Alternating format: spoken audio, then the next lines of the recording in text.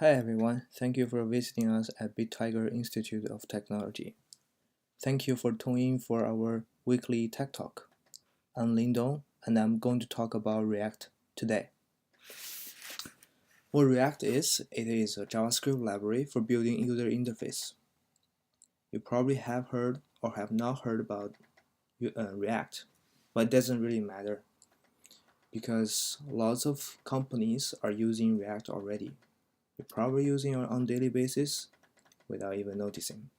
For example, Facebook, HipChat, Redfin, Instagram, Alipay, Box, Airbnb, and BBC. There is more information on this link. If you're interested, you can just open it up. Okay, so I'm going to give the outline of what I'm going to talk about today. I'm going to talk about React overview, basically covering what React is and what kind of React functionality you need to know. And then we're gonna do a hands-on practice of a to-do list. And thirdly, at the end, we'll be sending out an advanced project as a video format. If you want to follow along, you can do Apple Store. This Apple Store is very similar to the early ones we have done a couple weeks ago. If you follow closely, and you should not be too strange about it. Okay, so without further ado, let's dive into what React is. React overview. Before we talk about what React is, let's talk about the origin of React. Let's talk about why React was born. React was born to solve a Facebook advertisement problem. Facebook makes money from advertising other companies. Because of the complexity of Facebook's advertisement system and its legacy codebase, it is hard to reason about the UI rendering process, not even to mention about maintaining it. For example, it uses event bus model that leverage pops up to trigger events, very similar to Backbone, by the way. One event could trigger multiple events, and some of those events can trigger more events. I know it's very abstract. Let me give you a more concrete example. For example, render where to show the advertisement and which advertisement need to be shown on the which line, and how to handle duplicate advertisements, and how to ensure those ads are only clicked once. So just by hearing those out, you know it's a very complex and complicated problem. Thus, React was born to solve that problem. React is a JavaScript library, and it's not a framework. It has three advantages. First, it's easy to learn. Second, it adopts Unix philosophy. It handles single responsibility. It only handles rendering the view on the UI. Thirdly, if you had the background of knowing MVC model, you can think of React library as a view. React library is developed and released by Facebook around year of 2013. Okay, so now let's see how to write a hello world in React. Let's click on the link and see what we got. So in here, I'm running JS Fiddle, by the way. So on the top left part, it is HTML, and on the bottom left part, it is JavaScript, and on the top right part, it is CSS, which we won't be needing here, and on the bottom right part, it's a result of combining those three. I want to give you a little tip of understanding HTML, JavaScript, and CSS for those people who does not have any experience before. Think HTML is a structure of your whole page as a noun. And then think about the CSS as an adjective of modifying or describing the noun. or describing HTML. And then think about the JavaScript as a verb that tells what this page is about by executing a bunch of JavaScript code. Okay, now let's go back to the React. So now let's read the action first. Let's read the JavaScript first. So in here, I have two parts from line 1 to 5, and then the second part from line 7 to 10. So let's take a look from 7 to 10 first, because this part called React DOM, that's the first part. We can see that actually renders anything. So this render function takes two parameters. First, it is a React component. And the second part, it takes a value of where this first component will be showing on the HTML. So let's see what this line 9 is. Document.get element by ID container. So as you can imagine, there should be some kind of structure in HTML that matches this. And yes, it is. So inside HTML, from line 1 to 3, there is an empty div, has an ID container, which matches exactly the same in line 9, which tells to render this component, this hello component, to that part inside HTML. So let's look closely in a hello component. So this is a hello component and has a name equals to world. So this looks very similar to HTML or XML. It is a syntax that React supported for readability. It's called JSX. So let's see what this hello component is. So let's go back to line 1 to line 5. Hello. Var hello equals to React.create class. So React.create class is very similar to Java. So it creates a class. And inside this class, we're having one function or method. So render is a function that returns a div hello.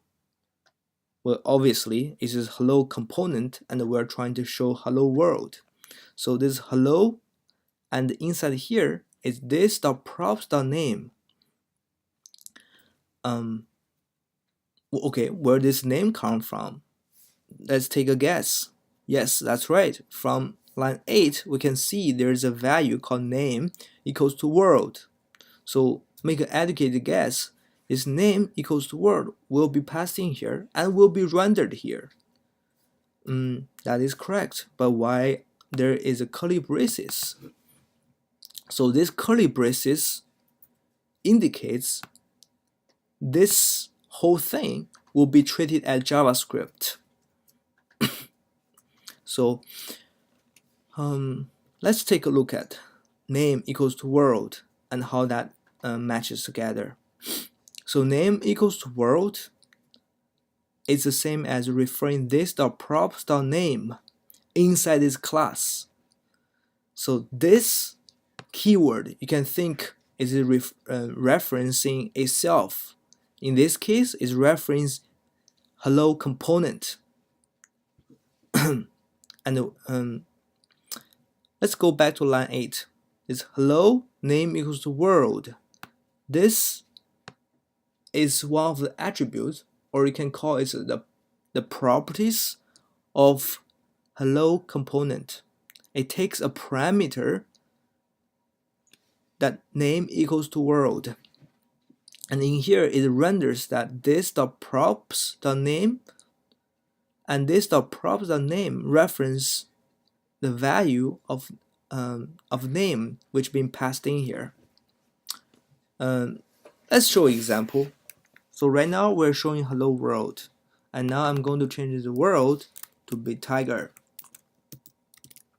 And now let's click on run.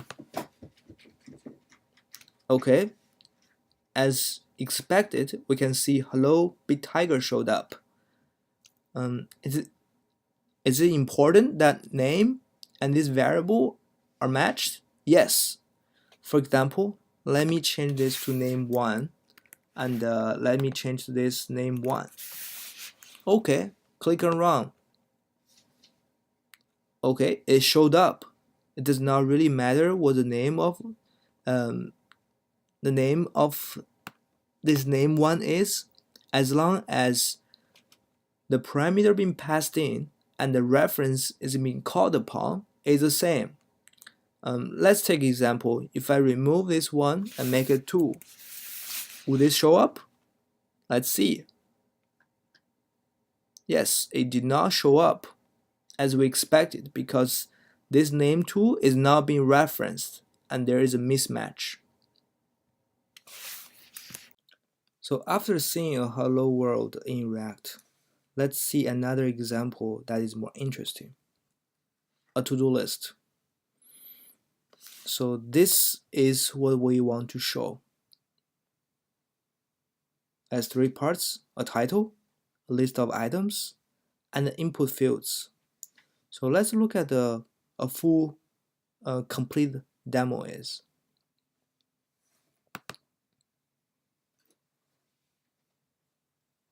Okay. So inside here, we're able to say eat, study, sleep. So this is what we want to do, and what we're going to do when we finish this tutorial.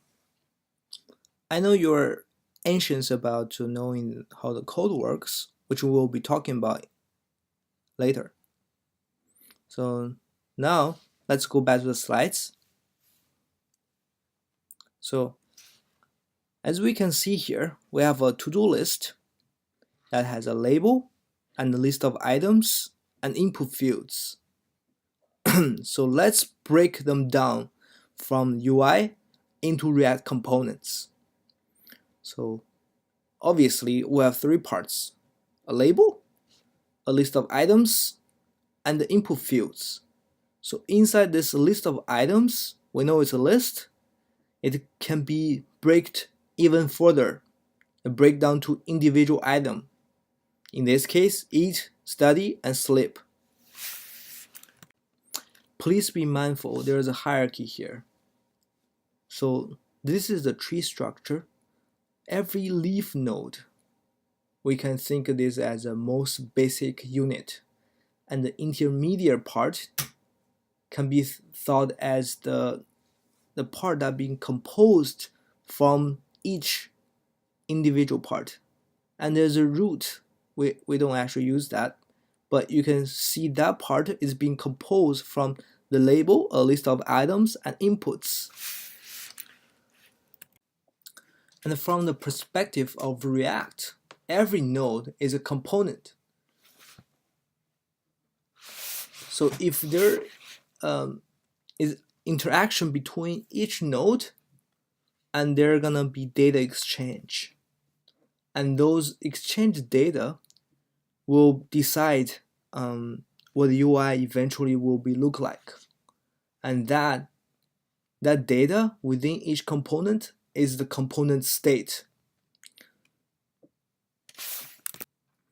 Composability.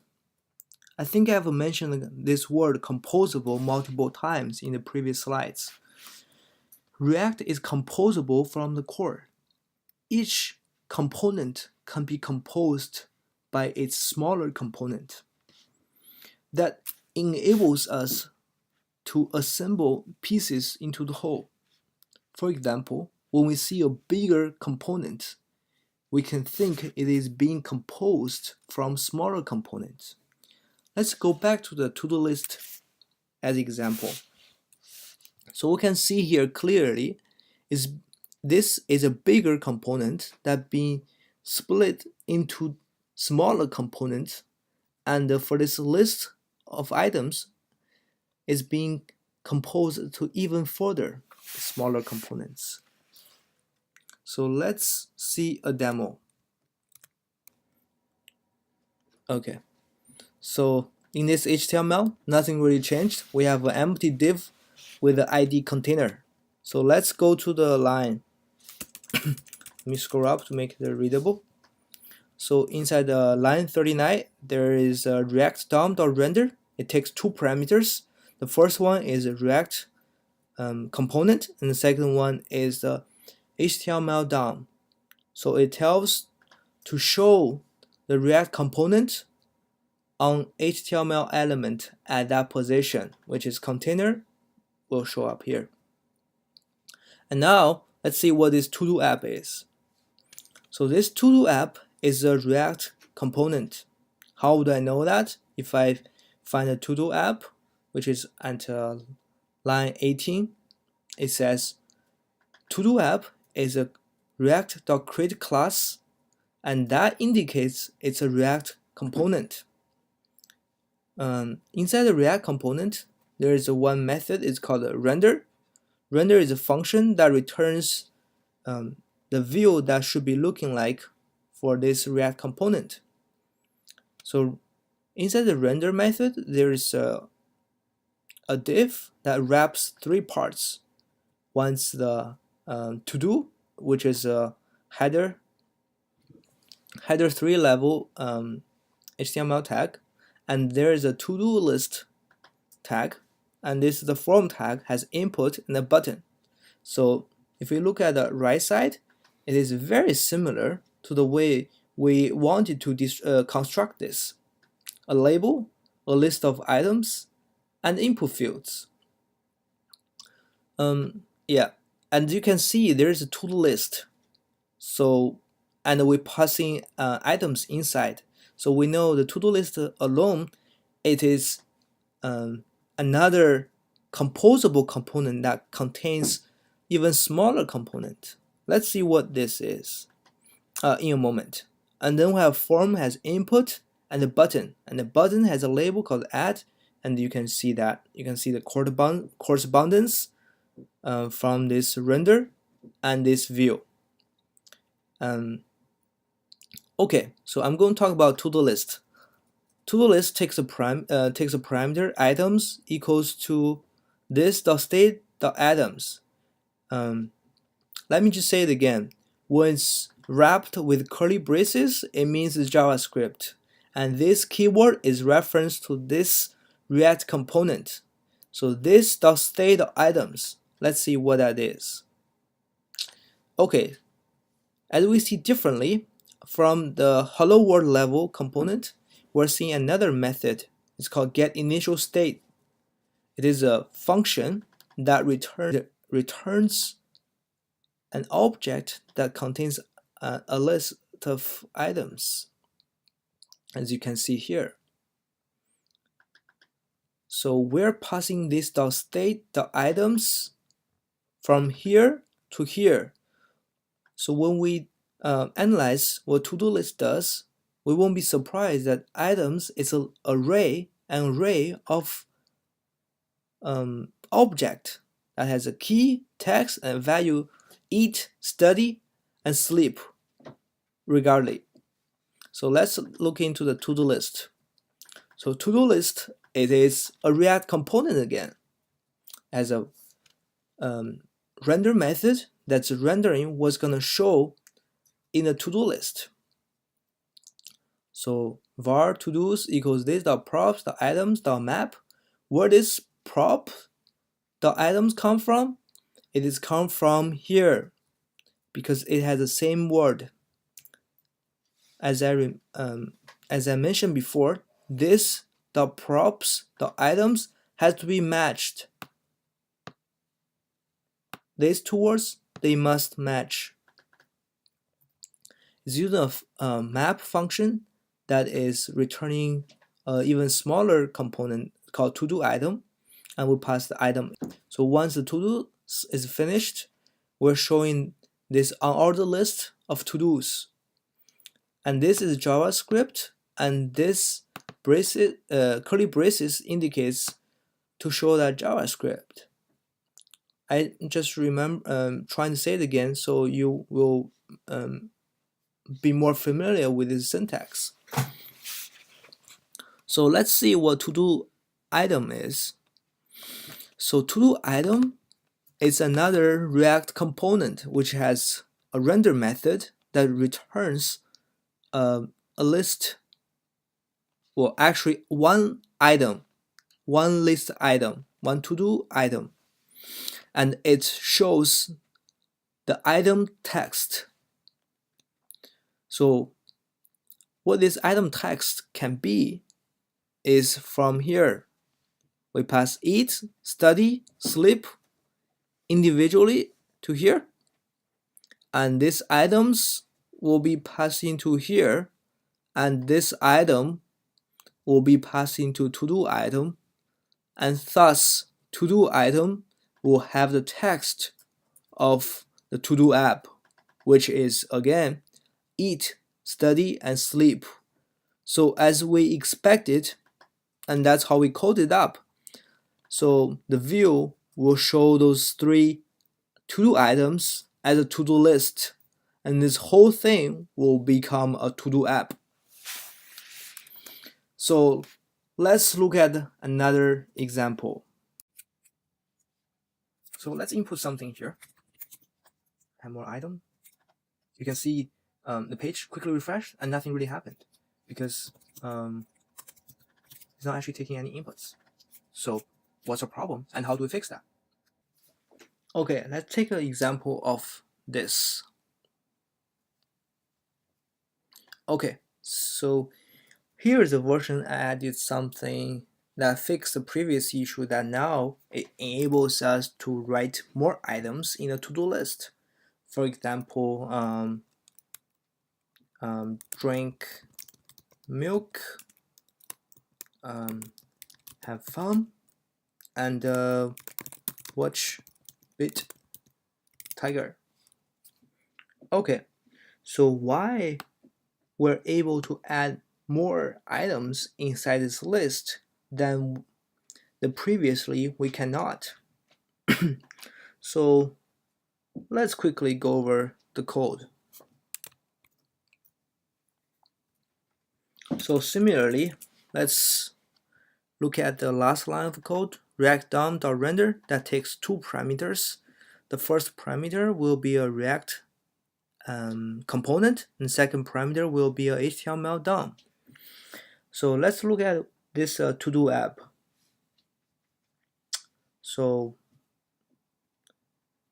it has a get initial state, which is almost identical than the previously, and has another onChange and handle submit actions, which we're going to talk about later, and then have a render method. So inside this render method, we can see now has onSubmit and this.handle submit, and onChange equal to this.onChange, and value equals to this.state.text, and also did a little enhancement for this button. So now it shows which the index or the number of elements we have been added to the list. So now if we add more, we know, so watch this, number 7 will be increase. Let's say repeat. Okay. So the number increased, and now if we look at the code here, so what this just called out, right? It stands out what this handle submit is. Handle submit is actually e.prevent default. So when we add a new item, it will not refresh the element. When we add a new element, it's not going to refresh the page. It will prevent the default behavior of the original implementation of the HTML, and it will execute the one we implemented here. Var next items equals this.state.items concat.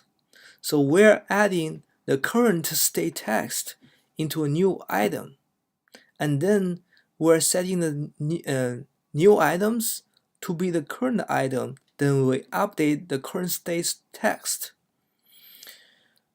And that was handle submit does. Pretty much is what does in English is adding the text we input here to the list, and then reset this text into an empty array, an empty string into an empty string. And then that's for handle submit. So in this unchange, this dot unchange, let's see what this unchange does. This unchange is every time we start typing, we'll change the value of this dot state text, and we'll actually retain that value and put it into the state. So later on, when we click on handle submit, this text is actually changed to the current text we input here. Okay. So this button equal to this dot states dot items length plus 1. That is self-explanatory. It will just increment the counter of the button label. Okay. Get initial state is almost the same. So let's talk into a to-do list. Okay, to-do list it's the same. And to-do item is the same as before. If we look closely, that's a good part of React. It's composable. We only change a to-do app without changing to-do list, without changing to-do item. We only change the to-do app, and with a few changes, actually just 2 more methods, we're actually able to add more items inside this to-do list, inside this to-do app. And that is what, and those actions and those ways of adding the, and those ways of the, and the change and the interaction between each components is called data flow. It's changed the states of each component. So when each states of that component, so when each state of components changed, that triggers that particular component to re-render.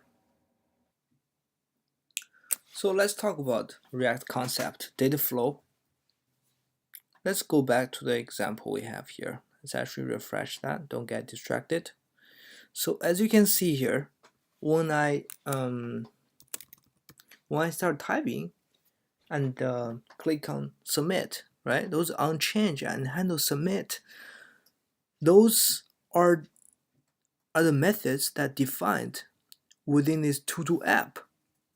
So it's sub-component or child component, whatever you want to say, doesn't really aware of what's really happened, right?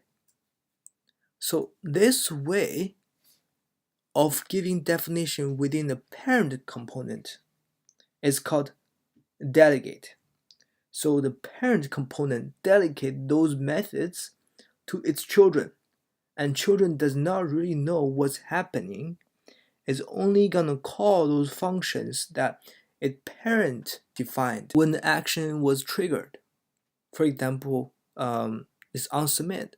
When I click on submit, this component doesn't really know what happened. It only know I need to trigger on submit. In regards handle submit does, or adding or removing, it doesn't really know. The way the child component that triggers the parent's definition is called callback. So let's see. A to-do app that delegates handle submit to its input fields component and input component using a callback calls the methods that the parent component defined when time is appropriate. So remember I said before, component has hierarchies, it has levels. The data flow is describing the data transmits and communicates.